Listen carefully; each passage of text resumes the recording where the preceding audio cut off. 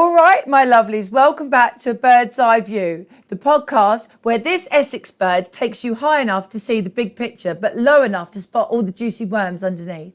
I'm Lois Perry, brash, brainy, and not afraid to ruffle a few feathers. Now, they say Essex girls only talk about fake tan and nails, but I talk about absolutely everything and the stuff that the mainstream won't touch. Speaking of naughty, look who's flown into the nest today. The brilliant historian Dr. David Starkey, never one to keep his beak shut, and the ever outspoken Dan Wootton, who's trending on Twitter as we speak. So pour yourself a cuppa because this is a bird's eye view. We're soaring straight into the thick of it, Essex style. Sharper heels, sharper content, everything is just absolutely fantastic. And I am so excited to have one of my... I'm going to take this hat off, actually. You look better. I've ruined my hair now. More. You know, the Essex girl wants to be seen, for God's sake. Yeah, no. You looked exactly like a female Marlon Brando.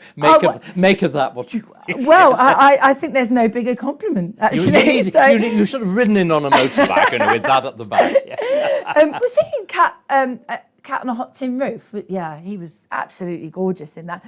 I digress. Thank you so much for joining me, Dr. A pleasure. Starkey. You know that I've been a fan of yours, well, since forever, basically. So having embryonic, an embryonic Essex girl fan. Literally. So today we're going to talk about quite a few things, but the thing that I'd like to talk about first is this free speech issue, because free speech is completely under threat. It was not just under threat. We've lost free speech, haven't we? What's going on? To say we've lost it is going too far. Okay. It's also really important to understand we never had it. Okay. Why is that? Well, in a full sense of the word, that there were always very considerable limitations on what you could say. There were religious limitations. The law of blasphemy, which is fought over in my lifetime. It's fought over. The last cases are famous ones in the 1960s and 70s. I thought the blasphemy law was abolished. It never. It hasn't. It has now been repealed. But right. Mary Whitehouse, the famous case of gay news, of the scene of the gay lovers on the cross. Can you imagine it? Oh, the ultimate blasphemy for Christians. So what? Tell me about it. I don't know. That's the last case. Okay. Mary Whitehouse was the famous morality campaigner of the time. That's right. And now, of course, she is beginning to look as though the old girl might have had something in it. We all laughed her to pieces, but she warned on pornography and its destructive effects. She warned on the effects of horror violence and the cheapening of the sanctity of life, the normalization of extreme behavior and so on. So there may be something in the old girl, but let's just get clear on this. So the actual law of Christian blasphemy is abolished very recently. Up to the time of my childhood, the 1950s, all plays were censored. The stage was censored. Did the Lord Chamberlain? By the Lord. This is the role of the Lord Chamberlain. That's right. And there were various forms of criminal libel, which were used very contentiously to silence political opponents. Now, that's the downside. Okay. The important thing to understand, on the other hand, is compared with everywhere else in Europe, on political matters, we enjoyed astonishing freedom of speech. For how long? Right through. Right. From the end of the civil wars, and it broadens in the course of the 18th century. We're talking about the 17th century. Yeah. But with also, very importantly, moments when the establishment clamps down with Wilkes and all the rest of it, the famous MP and so on. There's also, again, it's an important distinction to make, whereas we were much freer in terms of political speech, in terms of sexual speech, continental Europe much more so. The French living up to being the French living up to being naughty, and so again, all sorts of novels that were regarded as being like Ulysses indeed Lady Chatterley. The Lady Chatterley's lover's case is when I'm a young man, if you remember, and a judge actually asking, was this an appropriate work for servants and young ladies to read? So you forget the the astonishing change from the 1960s. Yeah. So what broadly happened in Britain from the 1960s was anything started to go. Well, my granddad felt that everything collapsed when women were given the vote. But... No, but that's another way. I've got very strong views on the female franchise, but I wouldn't dare recite them. Essex girls have got shoes and know how to use them. Well, so absolutely. My granddad thought that women shouldn't have the vote, but apart from me, I was the only woman. Yeah, but just let's pin this one down. What you get then is an extraordinary opening up from the 1960s. But it's against a background, and this is something that I think we've really got to drive home. Whatever the formal limitations might have been, and incidentally, there's something also that needs to be said very clearly. The notion that America was different because of the First Amendment. Is that wrong? Some really interesting work has been done. Right through the 19th century in America, the limitations on freedom of speech were roughly the same as they are in Britain. The areas that I was talking about, public decency, blasphemy, all of this sort of thing.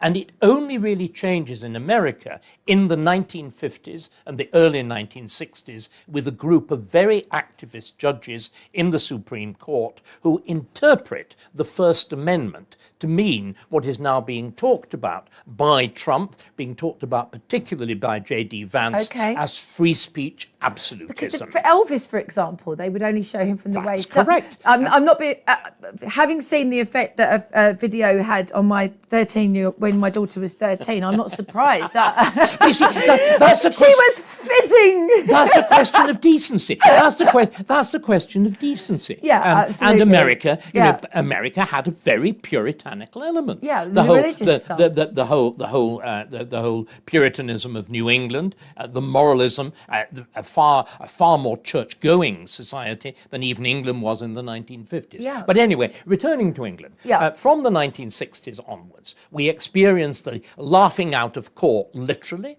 of Mary Whitehouse, the complete abandonment of all forms of censorship, the increasing relaxation of the BBC, again, the great moment for me as a sixth former. We are now talking 1963. I can't believe you're 80 years old, Dr. Starkey. I am so ancient. That was the week that was. That was the programme that made the reputation of Germaine Greer, Clive James, all the lot of them. And I was a sixth former. We put on our own satirical review, tearing to pieces all the bloody sports lads in the school. You know, it was the intellectuals' revenge after having been treated by contempt by these awful rugger buggers. What's a rugger bugger? I'll explain to you later when we're off air. But so there was this extraordinary opening up. And then there is a remarkable closing down. And when does that happen? One half of it is contemporaneous. It begins 1968 with the response to Enoch Powell. And what you get from that point onwards, and I call it the beginning of the great lie. The beginning of the noble lie. The noble lie that multiculturalism is an unadulterated good, that diversity isn't something absolutely to be welcomed, that it has no downside, and that any criticism of it is wicked and racist and to be suppressed. So that's why it was brought in. That I think from that moment onwards, and I think this is the moment at which we finish up with the kind of cases we're going to be talking about now. The British state takes the view, and again, it's great tragedy. We, in so many ways, were vastly better prepared to deal with a racially diverse society. We'd had the experience of the empire. Absolutely. We again, Britain is not a nation state. There isn't a single British nation. We are Scots, we're Welsh, we're Irish, and we're English. We're the United Kingdom. And the United Kingdom. And in other words, you identified not with a particular... This is why flags play, until yesterday, flags play much less of a role than they say do in continental Europe. And America. And in America, and so on. So we were because we had this idea of two identities. We were binational. you're British abroad, Yeah. and you're Scots, Welsh, Irish, or whatever. Yeah, we say British if somebody asks our nationality. So it was British was an attribute of the state. Okay. Like British Rail, the horrors of all the horrors of nationalisation. British. It was I'm afraid it became a symbol of terrible quality. British Rail, British Leyland, Well, if you and all the can't rest fire of it. people, the standards go down. But the tragedy is that would have been an opportunity to have had a welcoming, which was a conditional welcoming.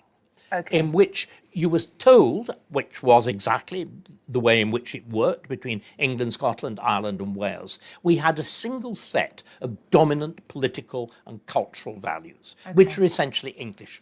The core of the British state is the English state, which goes back 1,200 years. And there was, and what happened was the Celtic nations, intense cultural nationalisms, intense, in other words, kilts and folk music. It's quite recent, that whole Scottish. Well, the kilt is relatively recent, and you could argue really that vision of Scotland is invented by Sir Walter Scott, and is it 1821 really? or whenever it is? Yeah, Walter Scott.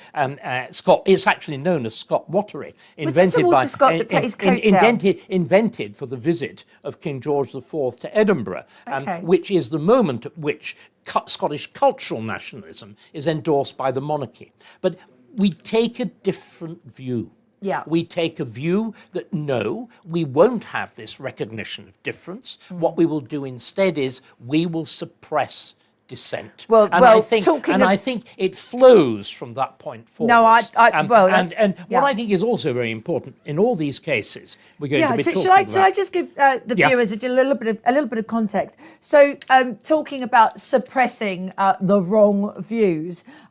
So there was a guy called Robert Moss. He's 55. He worked for the Staffordshire Fire Service. He was dismissed. We're not entirely sure why he was dismissed, but it's sort of irrelevant for this particular story. He was dismissed from the fire service, and he posted on a private Facebook group just some remarks about the service's management. The police turned up and arrested him. So it's an extraordinary overstretch. I mean, this, But fortunately, the Free Speech Union, which is headed up by Lord Young, now my friend Toby, have managed to get the ruling basically got it overturned. It's absolutely ridiculous. It's preposterous, but I think there are lots of things we need to unpick. The first is that the act under which he's charged is 1988, long before the internet. So the Malicious Communications Act, it was designed to deal with things like poison pen letters. A world that's completely gone, where doing one of these things involved a highly deliberate act. In other words, something completely before the age of the tweet and the internet, when you knock them out in seconds. Somebody writing a letter, putting it in an envelope, putting a stamp on the envelope. Exactly. Completely different notion. So we've got an old law that has been deliberately repurposed for a new situation. And that's one of the reasons that again, you get this extraordinary disproportion between, I think it's last year, it's 12,000 people are arrested under the Act. 1 in 10 is convicted. Now, this is an extraordinary, obviously, injustice and waste of police time. But I think the thing we need They like doing it, the police, don't they? They love doing it. What we should do is, we should again unpick this case a bit more. The big thing I would like to pull out from this is that the actual processes of arrest are now used to terrorise people. In other words, the fact that so few people are convicted doesn't actually stop this stuff acting as a very formidable deterrent to people exercising freedom of speech. So it's the arrest in itself. Let's look at what happens to this man, because it's really worth going through this in detail. The raid is carried out at 7 o'clock in the morning. It would no doubt involve, we're not told whether they knocked his door down. If he hadn't been up and answered it, they would have knocked his door down. I was arrested by the HMRC at 7 o'clock in the morning.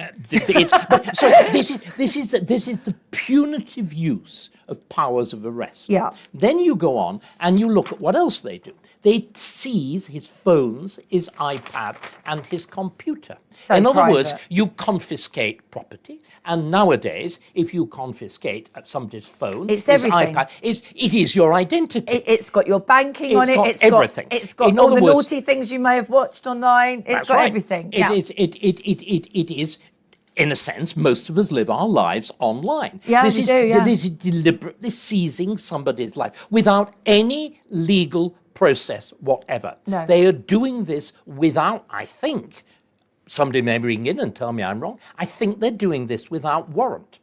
Right. They're doing it without any form of scrutiny. No, you're absolutely and right. then we need to go and look even more carefully about Okay. what was done. So we use the form of arrest punitively. We use the gathering of evidence, that's what they say they're doing, when they seize his internet equipment. Let's remember, he's been arrested for a private Facebook post, but not for being a paedophile or anything like that. That's absolutely right. Yeah. But what they do, so you actually weaponize the business of arresting. Yeah. You then weaponize the search for evidence because you seize all his IT equipment. And then what you do else, you actually weaponize the process by which he's not put in jail. You weaponize remanding under conditions of bail. Because So what you're they do controlling is his behaviour. they in fact impose conditions on him that would have meant he was forbidden from talking about his arrest. In other words, he couldn't tell anybody Stasi he behaviour. couldn't tell anybody that he'd been arrested without being rearrested That's and put on extraordinary. remand. It's now, extraordinary. this seems to me to be something that is utterly fundamental. What you're actually doing is you were circumventing the whole process of trial and conviction process, because the police are using the powers that they are given because they are trusted in a fashion which shows they don't deserve to be trusted. No, they don't. And the other clear element of this case that I want to focus on, and it's characteristic of almost all of these cases, look at the two bodies involved. There is the police service in Staffordshire, and there is the fire and rescue service that he worked for. Yeah. It is perfectly clear that these two services were working in cahoots to protect each other. And what we are now seeing, Lois, and I think it's an absolutely fundamental thing, this term called the blob. The agencies of the state, the civil service, the academics, and the MPs. Do you know what? They all act as a kind of self-protective mechanism against us. And the thing that makes it so terrible, they have different values. Well, completely. This is why you need to use this machinery. And of course you could say, oh, well, this is an isolated case. But it's not. It's not It's why the isolated. Free Speech Union exists. No, and And good by the on way, Lord Young. everybody watching this programme, Yeah. by definition, I'm going to look at that camera. Okay, look at the Everybody camera. watching this programme, by definition, is somebody who believes in freedom of speech and believes in freedom. Join the Free Speech Union. Absolutely. The thing that led to my own, I've been through this process, my cancellation back in the summer of 2020, the Free Speech Union was barely going at that point, and that was the reason that I was exposed to my enemies, the principal one of which, ladies and gentlemen, was Sir Keir Starmer. The person who suggested that for an admittedly incautious remark about damn blacks, which in circumstances I feel of the BLM protests, daubing Churchill's statue and threatening to topple others in that summer, was possibly an understatement. Yeah. For that statement, Sir Keir Starmer regarded and said so expressly as appropriate that I was charged under the Public Order Act. It's absolutely disgraceful. One section of which, Lois, is imprisonment for up to 6 years. 6 years? Up to 6 years. Now, Christ. this is the complete disproportion. If you did go to prison, though, I don't want you to go to prison, but if you did, I think that you probably end up in teaching all of the thank inmates. you. No, but no. I don't want you to go to prison. No, Right, we've got thank to move on. We're going to go to a quick break. All right, thank you very much.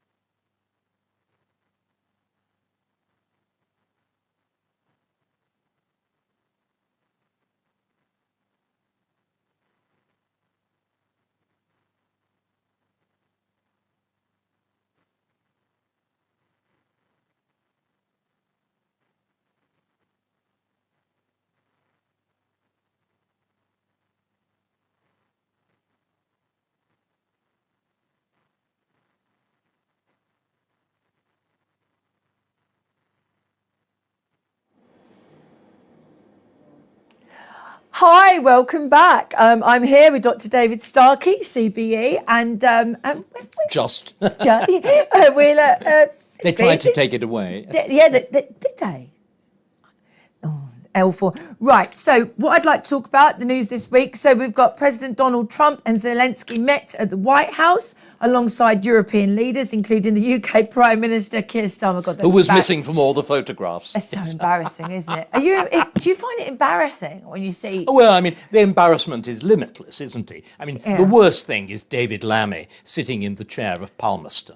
Oh, you know, the measure of our national decline is a foreign secretary who thought that it was Marie Antoinette who discovered uranium and whatever. I mean, just rather than Marie Curie. His mastermind was the memorable. worst ever. It is the worst ever. Yeah. It's particularly, we're both Tudor fanatics. He was asked the question, who succeeded Henry VIII? And he said Henry VII, which means not only is he... not even a good guess. Not only is he pig ignorant about history, but he can't count.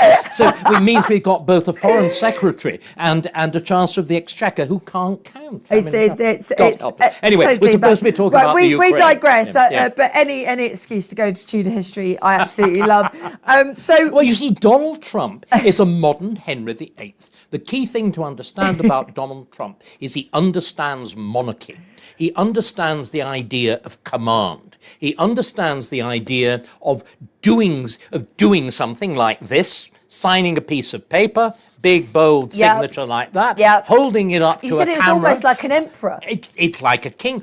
King or an emperor. I mean, it's why he was so interested in King Charles's signature, holding it up. And do you know what? Something happens. And we are used to politicians who blether forever, pass resolution after resolution, and nothing happens. Yeah. Unfortunately, in the case of foreign relations, you can't just press a button and things happen. No. As we saw very clearly. And Trump, again, this is where Trump conspicuously fell down. I will solve, if you remember. You're right. He set himself up. He set himself up to fail. But equally, I think it's important, you know, that we all pull back and be a little bit rational about the Ukraine. Do you remember who first got us heavily involved in the Ukraine? Do you remember the moment? It was Boris Johnson, wasn't it? Boris Johnson. Yeah. It was that. Why? Why did he? Why? Because I think he was cosplaying Churchill.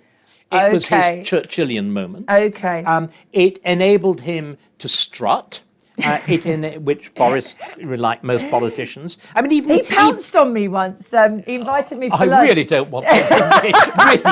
really. Having seen a photograph of him more or less, more or less naked on his holiday recently, the thought of being pounced would be the wrong word. It would flow. No, I was in his study when he worked at when he was the editor of the Spectator. And suddenly he was like this. It would have been it would like being assaulted by a blancmange, wouldn't it? Do you know what? That vague whiteness. No, a blancmange with a blonde wig. He's certainly not my cup of tea. Anyway, I like geeky-looking Jewish men. Anyway, let's go back to the Ukraine. Yeah.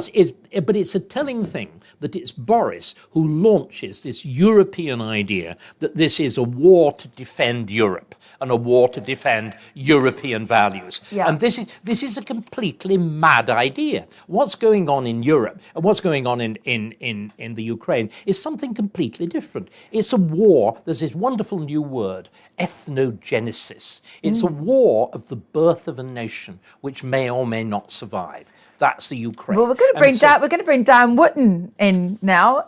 He's going to join us briefly. Hi, Dan. Oh, violence is a good introduction to Dan. Yes. Hi, Dan. Are you there? Hi, darling. Oh my God! Thank you so much for coming on. I'm so chuffed. I really, really am. Totally chuffed. Totally chuffed. So, but what do you think about this? The talks with Donald Trump and Dr. Starkey was just saying that in a way he set himself up to fail because he sort of bigged it all up that he could solve everything. And also we were just talking about Boris Johnson cosplaying Winston Churchill. What are your thoughts? Well, I mean, firstly, I'm loving the Donald. I'm loving what he's done this week. And fundamentally, I'm sort of in that place where I just think that his showmanship and his forced negotiations will end up working. Maybe that's incredibly naive of me. No, I agree, actually. Slippery Stammer trying to cosplay as a statesman while burning our billions on this war that should never have happened. I feel, Lois, like I am just so out of even the right-wing mainstream when it comes to this war. Yeah, no, I totally agree with you. Dr. Starkey would like to come in. Dan, can I ask you, you just said there something that I rather agree with, a war that shouldn't have happened. And what I think is so interesting, I mean, what is your answer to why it shouldn't have happened? I mean, my answer is that this is not a war. My answer is this is not a war for European values. This is something completely different. It's a vicious national struggle between two Slavic peoples who are determined to assert their separate nationhoods, define frontiers, and it's fought by brutal, toxic masculinity. In other words, what Starmer... I love a bit of toxic masculinity. It's a war of toxic masculinity. and what Europe is doing is saying it's a war for European values. When in Europe, we resist the idea of defending frontiers. We resist the idea of blood and soil. We resist the idea of nationhood. We resist toxic masculinity. So there's a complete contradiction between what they're doing and what we say they're defending. And as for the idea that our boys should go and defend somebody else's right to nationhood when they're denied their own, it's simply mad. You're right, they are denied their own. Mad. Yeah. And hearing Starmer talk again this week about boots on the ground when we cannot defend our own southern border. I'm sorry, it infuriates me. Agreed. Maybe he could get some of his rough trade to... Can you imagine the new gay regiment? I'm the general, and and dear old Dan is the brigadier, and we have the three young lads bringing up the rear. Well, quite so. Right, so I'm going to change the subject really quickly. I'm going to change the subject. So, Dan, thank you so much for featuring me on your show last night. You showed the video of me going to the hotel in Southend. So yeah, I mean, it's so the Skylark Hotel is the hotel in Southend that's housing over 100 migrants. And these individuals, I can't say for certain, but it's highly likely, have been going down to the beach. They've been filming very young girls, including my daughter, actually, who's, she is stunning, but she's also 14, And so that obviously shouldn't be happening. She's almost too old. She is almost too old. I keep telling her, I said, if you don't behave yourself, I'm going to sell you for £1 million. You've got to recoup costs. Yeah, well, it's expensive bringing up children, But anyway. The traditional method of doing it. Actually, I found her a prince, actually. I have found her a prince, but she says she doesn't like him, but it's not up to her. Anyway, so we've got these migrants, and also the local taxi company gave me some insider information, and basically they are ferried to and from dental appointments, hospital appointments, and also GP appointments. I don't know about you, Dan, but I don't get ferried to appointments on the taxpayer in taxis. But a lot of the taxi companies, the drivers, they don't want to do it because they put their feet on the seats and they're very impolite. And it's a scandal, isn't it? Was so important because we've obviously had Epping as what I describe as the ground zero of this national uprising. I always knew it would be Essex, Lois. My mum is an Essex girl. His mum's an Essex girl. That's why we get on. And I knew it would be the people of Essex who would actually end up doing this. And they did. But I thought what you did was really important because you're saying this isn't just in Epping. Look at what's going on in all of these hotels. Look at the impact on the community. And actually, Why not ask these questions? Why not ask why we can't know who is inside these hotels?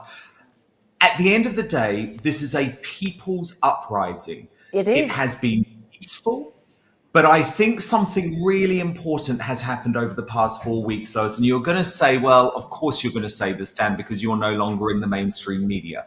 But what has happened is that there are now full-on movements being created by citizen journalists You're right. and independent media outlets, because no one in the mainstream media, Lois, and by the way, I include GB News and Talk TV, were covering this story until the citizen journalists were on the ground, revealing what was going on, showing how the police were shipping the Antifa protesters in.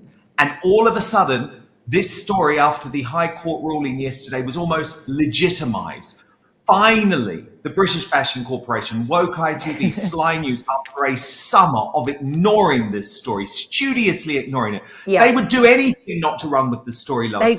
Every single night, they were putting Gaza on for 15 minutes or Jeffrey Epstein on for 15 minutes. All of a sudden, they had to acknowledge this story that they had ignored for the past 2 months had been legitimized. Yeah, no, you're absolutely right. Which really brings us back, doesn't it, to what I regard, and Dan, I'm sure, will have a view on this. The key thing in the early history of the 21st century is Elon Musk's decision to walk into the headquarters of Twitter with that kitchen sink and say, I'm going to turn this into a free marketplace of ideas. Because that, Dan, isn't it, is exactly the moment at which there's a plurality.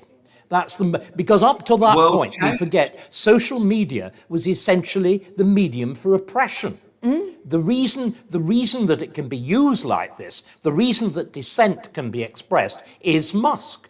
In other words, it's the American tradition of freedom of speech, the absolutist tradition that we were talking about at the beginning, that is coming even without direct political intervention, as J.D. Vance and whatever have made, is actually coming to our rescue. It's enabling people. The reason that the groups, the ladies, wonderful ladies in pink, you and I should be really very much supporting. The ladies in pink. You're not quite, you should have been pink. Do you know what? Do you know Dr. Starkey said that I look like a female Marlon Brando in this hat? And I think that's probably the best compliment ever.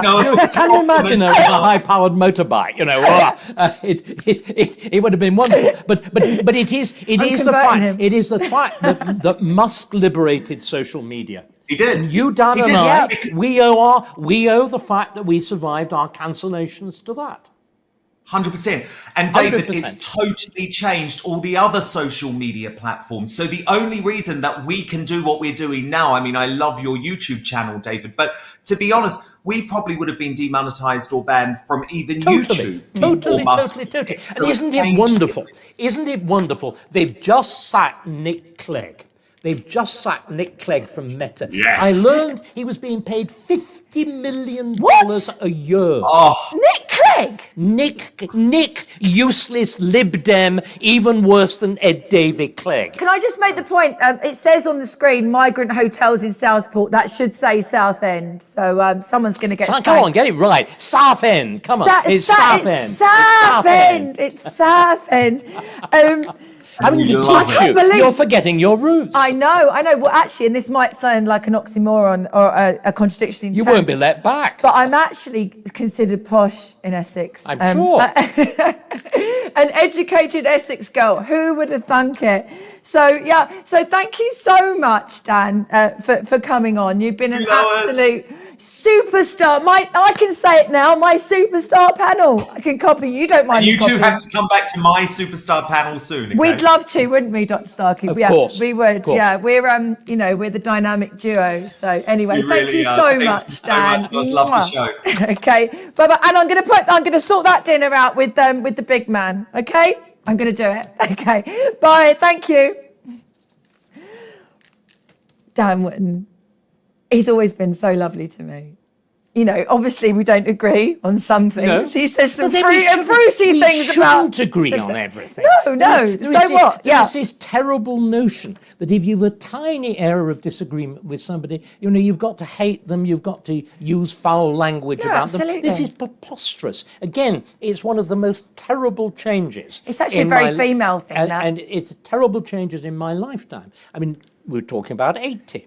I was the 80th birthday, a little bit earlier this year, of one of my closest friends and associates in Tudor history, Chris Haig, who is a wild Labour supporter.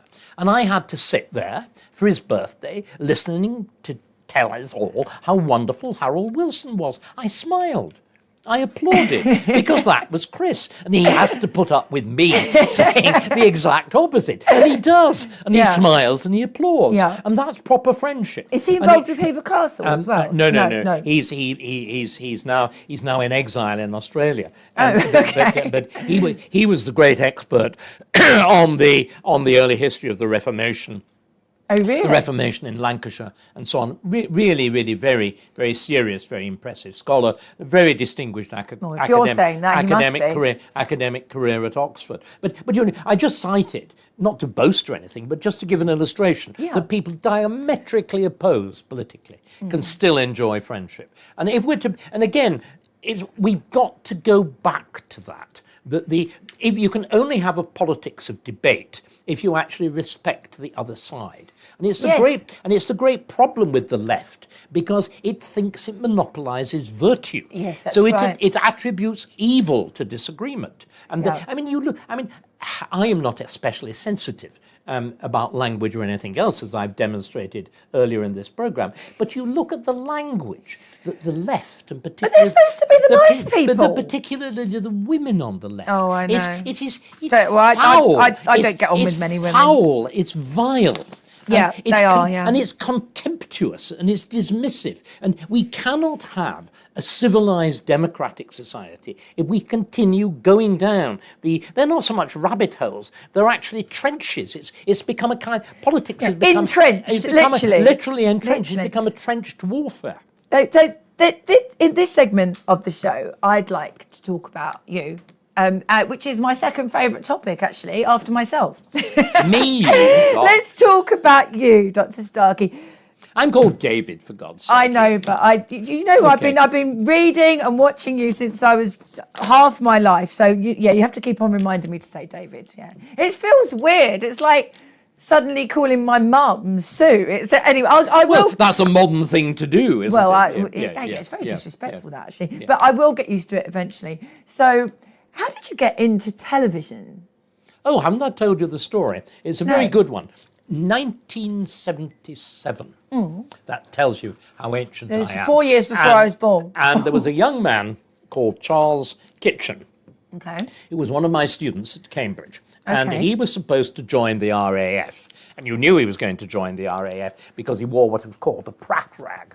And there was a vague sense of the Battle of Britain about him and all the rest of it. Anyway, he did, saying he was paid by the RAF on a scholarship at Cambridge. Right. He then leaves Cambridge, with, has to be said, not a brilliant degree, joins the RAF, and then discovers...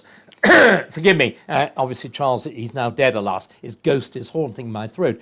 He then discovers that you were expected to be sober when you flew a plane. Jesus, really? I mean, really. I could never fly a plane. It took him 10 minutes to decide the RAF wasn't for him. So he joined Granada, which was then the principal independent television company. And his first job was as a researcher for a program called Behave Yourself, which as it was fun. Does the name Russell Hart... That's what my man says to me. You obviously got the point. All about misbehaving. Does the name Russell Harty mean anything to you? It does, actually. I think Dan Wootton is the modern Russell Harty. Yeah, so you get the general flavour of Russell. Anyway, the programme was shocking, really. It was getting a group of real live people from a Coronation Street in Oldham into studio, drunk, and getting them to talk about work and sex and clothes and sex and housing and sex. I tried to get you drunk before the show. And sex and sex. Anyway, and he was, in other words, it's the first piece of reality TV done on British television. But to make it respectable, believe it or not, we had an expert panel to Okay. comment on them, Yeah. rather like anthropologists viewing this strange working But these class. strange the working class people. working class people. You know, how do you account for that? Anyway, we had a very serious team. There was Nick Humphrey, the great animal behaviourist, who was director of the Museum. So- of so you were on the Mankind. panel? Let me explain and finish. I'll come to it Sorry? in just 1 second. We had a Harley Street psychiatrist, and they wanted a historian, Right. and it was Charles's job to find a historian. Right. And he said impossible, impossible, blah, blah, blah. And finally, the director, John Slater, very physical man, grabbed him by, those days people wore jackets, grabbed him by the lapels, pushed him against the wall like the fuck. And you know, you have read history at Cambridge, there must be somebody. Yeah. And finally, the words were extorted from Charles, which was the foundation of my entire television career. Well, I suppose Starkey was the least boring.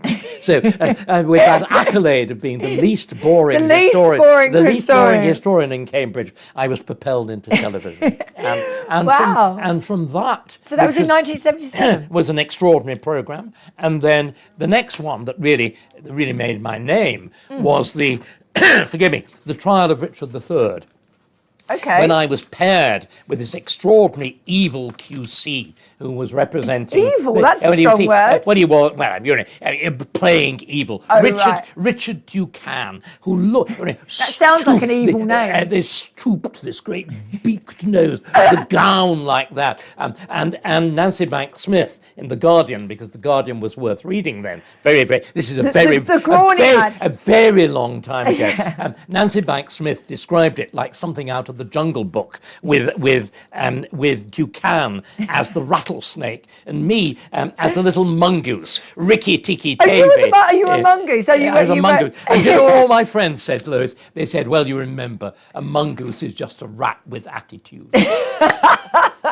I think I've been a rat with attitude pretty well ever since. Oh, well, I mean, is it true that rats attack people when they're sleeping? I've Or is no that, idea. or is that an urban I have no myth? idea. No, but you do watch a mongoose with a rattlesnake, and you can see, or a cobra or whatever. Yeah. You can see the extraordinary this tiny little animal, but with the vicious teeth, Yeah. going for its neck. Yeah. It's quite extraordinary performance. That was a brilliant Are you piece of gonna go for my criticism. neck? But you see, what I've always tried to do, why I appear on this sort of show, I'm fascinated. I mean, what I then did, you know, I was a high-powered academic historian. I demolished the existing theories of Tudor history and whatever. I'm a financial historian, all really heavyweight stuff. But it seemed to me that unless history turned out of its shell, turned out from being locked in academic discourse and addressed people, but actually used this, made things interesting, exciting, but used the same standards of evidence. In Yes, other words, but interesting. but making it communicable, important, significant. And I've always seen that as, you know, it sounds very pompous to talk about a mission, but I've seen that as what I've tried Well, it to worked do. with me. I mean, you've been, but I only met you in the last year or so, 2 years. But you've been one of the most significant people in my life in terms of communicating history to me. I mean, I was always passionately interested, but you took it up. Because a again, you notch. see, if I look back at how history was on television when we started doing this, Yeah. there were things like, I'm really sorry, there were things like, what was it called, Time Watch. Okay. And it was like a really bad-tempered version of Newsnight.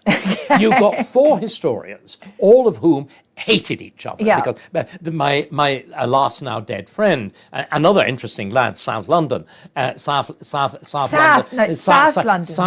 boy, London. Kevin Sharp, described a collective noun of historians as a malice of historians. So you had a malice of historians in the television studio, all shouting at each other. Right, okay. Saying, And that was Time Watch. like Time Watch. This view of this topic is absolutely shocking and disgraceful. You have ignored so-and-so's thesis. But nobody had the faintest idea what they were talking about. So you did a discussion about what X meant without actually telling people what X was. And so what, again, although I disagree radically with Sharma on almost everything, what we did together was reinvent... I love Simon Sharma, but he's got no shoulders. There are many other things he lacks. But the important thing is we reinvented narrative history. We invented history as what it should be. And use dramatisation as well. That I think was sometimes less successful, but the important did you thing bring that in? Was that you? It's partly. I mean, I didn't much like the way it was done. I think the one that we did it where it was most successful was in The Six Wives of Henry VIII, when we used the static figures of representing the changing ages of the Queen. Yeah. And we had a most wonderful cameraman who was able to film them. They didn't say anything. Right. No, they mustn't say anything. But he filmed them in a way in which they somehow seemed to participate in the action. Okay. He was extraordinary. But the important thing is, what we did, we made history about people. Yeah. And it sounds corny, but it really is true. Big issues don't happen independently. No. The sort of history I was taught at Cambridge was a kind of deadly landscape of abstract nouns, class, bureaucracy, military revolution, Tudor revolution, all charging across the landscape. Ideas only matter because people invent them, hold them, live for them, and die for them. Yes, that's absolutely right. And we are seeing now, I mean, we were talking about Trump, we're seeing with Trump what happens when a particular individual seizes a state that is absolutely, apparently unreformable and unchangeable by the scruff of the neck. Yeah. And we are in exactly the same condition in Britain. Yeah. You see a government, it's embarrassing. and the supposed government of serious people, grown-ups. They have a majority of 160, and they can do nothing. Absolutely nothing. Inflation is going through the roof. Well, they're doing stuff, but they're not doing stuff in our interest. But they know themselves. Starmer knows. Rachel Reeves know they've got to start to get welfare under control. In fact, precisely because they have a majority of 160, they can't do it. And what this needs to remind us of, and a name now is hovering, which is Nigel Farage. Yeah, well, we're going to come on to him in a second. Likely to be our next Prime Minister. But the key thing will be what Trump had in that second term. It will be preparation, will, courage. Yeah, no, I completely and utterly agree with you, as with most things. And we've been speaking as well about how things need to happen, hit the ground running. We've been discussing that, haven't we? About how Nigel needs to do that, and he will. Okay, this is a bit of a funny story. So just for the last segment. So Labour MP Bill Esterson. Have you heard of him? This figure of extraordinary prominence.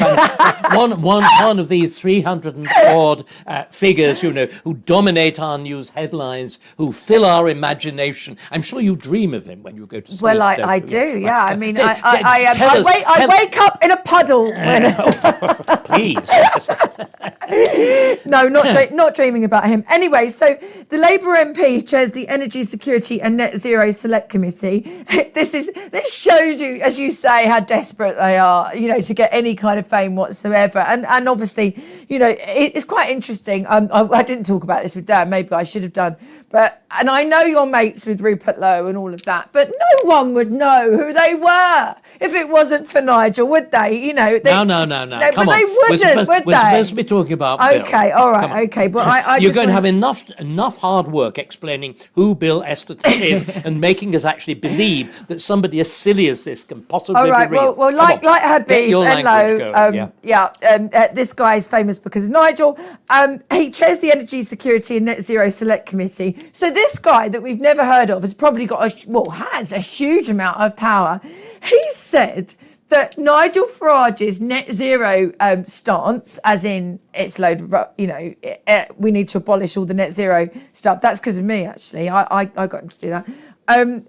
It would see the death of British fish and chip shops. Well, I mean, how desperate is that? The argument is that the seas will warm up and the cod will go elsewhere. I mean, most cod is imported anyway. Our emissions, even if we can... Oh, Thanks to the rotten deal we have with the EU. Oh, look at him. Oh, anyways, yeah, with these big fish. It's just nonsense, isn't it? The death of British fish and chip shops. That is so desperate. First, it is desperate. I mean, I think the thing that's most striking about it is you see here politicians who realise that they've got absolutely no idea of how to talk to people. No. And the genius, of course, of Trump, with his often apparent madness, he nevertheless communicates. Nigel, again, is a brilliant communicator. He is. We are seeing other politicians, like Robert Jenrick and whatever, working very hard and doing it effectively also. And often follow. Have you seen his wife? She's a lot older than him, isn't she? A little older. She's a very striking woman, almost as striking as you are. Don't compare me to his wife. Jesus. She looks like his grandmother. But she dresses she dresses magnificently. And she wears flat shoes. I don't like that. And she holds herself splendidly. All right. Okay.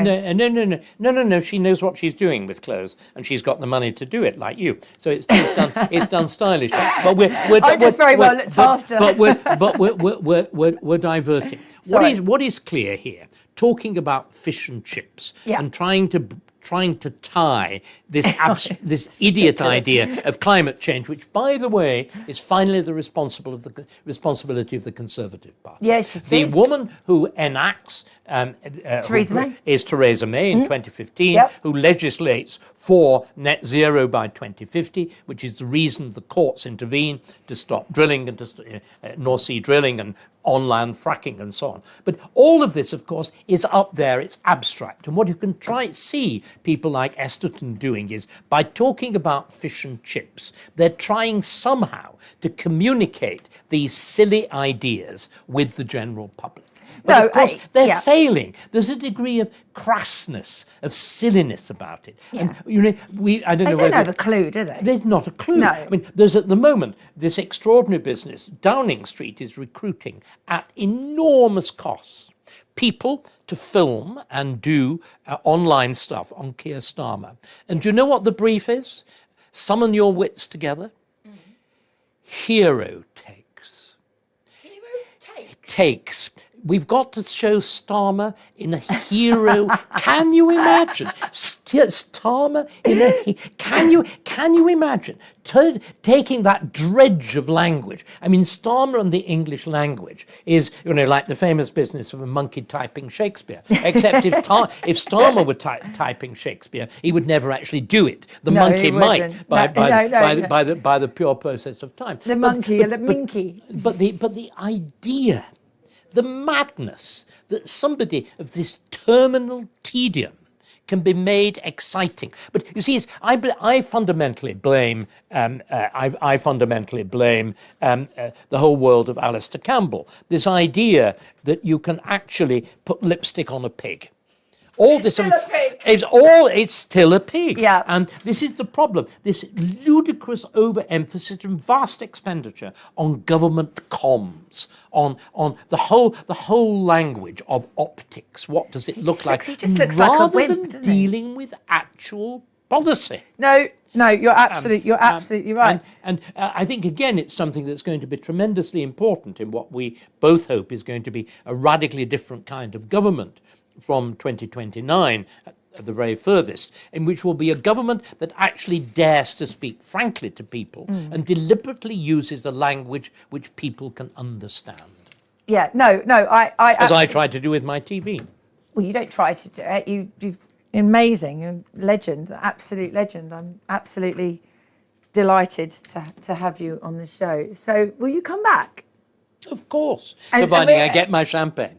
No, I tried to get us a nice bottle of red. I think I prefer my champagne No, for this I think stage of the evening. better. Yeah, it gives an extra fizz. I said to my son, who's helping to produce the show, he's a producer at TalkSport in his normal job. I said, get a decent bottle of champagne, and he did. So anyway, so huge thanks to my in-studio guest, the brilliant Dr. David Starkey, CBE, for your razor-sharp insights on everything from free speech victories to the Ukraine talks. And Dan Wootton, thank you so much for joining me on the Southend Migrant Hotel story. If you've any thoughts, hit us up on social media, share and like to your heart's content. Join us at the same time next Wednesday for more unfiltered debate, where I will have Andrew Bridgen, the former MP, a slightly controversial character, in the studio, and I will have none other than the chairman of the National Jewish Assembly, who has very different views to Andrew on Israel, coming down the line. Many thanks to the Heartland Institute at Quews TV and to Fior, who are the biggest selling stockings and tights on Amazon.uk. I'm probably the only woman on television sponsored by a Trump-affiliated think tank and an underwear company. But there you go. See you next week. You bridged the gap. I bridged the gap. Bridged the gap. Thank you so much. Mwah. See you next week.